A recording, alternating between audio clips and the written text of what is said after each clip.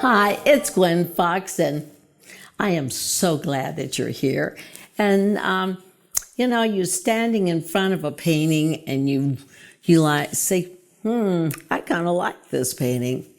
And then another look, you say, I love this painting. But then there's that question that seeps into your mind that says, but is it good? Is it good? Well, this is a trust dilemma. Trust dilemmas are what artists have, and it can drive you crazy. Now, here's another example of, I'm an avid gardener, and I know when I plant a flower, it's going to grow up strong and it's going to grow up healthy. Why do I know this? Because I have prepared the ground with mushroom compost, and I have turned the soil, and I have prepared it so that it's going to be fed nutrients, that it's going to be ready to give birth. Before you can trust yourself artistically, you need to have a foundation so that you can create with confidence, and you can create with belief. It would be kind of like, if you didn't have this, it would be kind of like going out and saying, you know what, I think I'm going to be in a tennis tournament. And you don't even know how to hold a tennis racket. It kind of defeats the purpose. But there are artists that are really good, and they have a trust dilemma. So you're not alone if you have it. Trust is a very, very important thing to have as an artist. Each year I select a word for the whole year to use. And my word for the last 2 years has been trust. Why? Because it's something that may sound simple, but more often than not, it's extremely hard. It's hard to believe in yourself if you don't have the trust.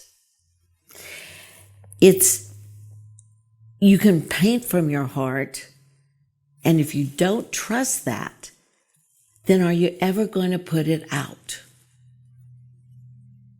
Are you ever going to say, okay, I'm going to paint this, and the composition's off a little bit, the colors are not what I expected, but you know what, I kind of like it. Are you going to put it out for others to see? Are you going to do that?